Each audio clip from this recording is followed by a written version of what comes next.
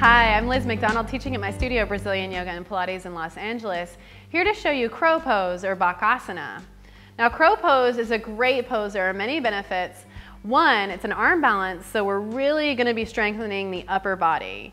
Second, it strengthens the core because our upper body is going to be bearing the weight of our legs and our lower core is going to be maintaining it up on our arms. Third, crow pose is an excellent way for training fear because there's always this fear of falling forward. It's a great way for a yogi to start getting comfortable with that idea of being upside down. And it's just wonderful to overcome some of that fear that we've developed as adults. When you think about it, as a kid, you used to do tons of somersaults and things where you fell forward. But that movement becomes more and more unnatural, and that's why we become more and more scared of this idea of our weight shifting forward. So if you know that's particularly challenging for you, why don't you pause the video and start with a few somersaults before we move into crow. All right.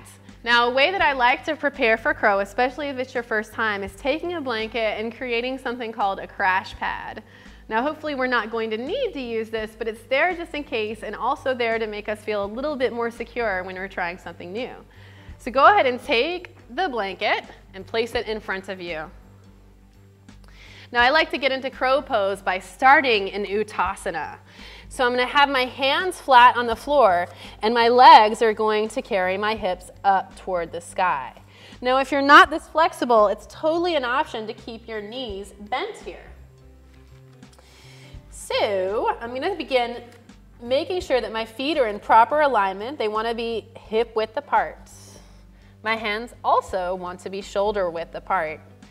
Very slowly, I'm going to start to bend my knees and come on to the balls of my feet.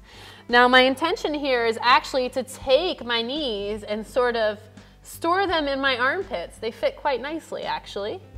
We're going to be balancing our kneecaps on our triceps in just a moment, but go ahead and start getting a feel for what that's like to distribute a little bit more weight in the hands by springing forward a few times. Now, as you get more confident, you might try picking one toe up off the ground and then the second toe will follow. Breathe across the back. I like to widen in this pose before I come up. Now, for those of you who've been doing bakasana for a while, let's get kind of Ashtanga about this and start to straighten the arms and suck the toes in towards the core. Take a huge breath, and whenever you're ready to come down, land once again on the feet, straighten out the legs. Whew. And give yourself a pat on the back. Crow pose is not easy. It's a great pose for all of the benefits that we talked about.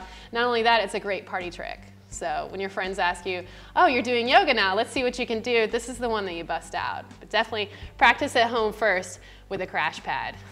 Thanks for watching.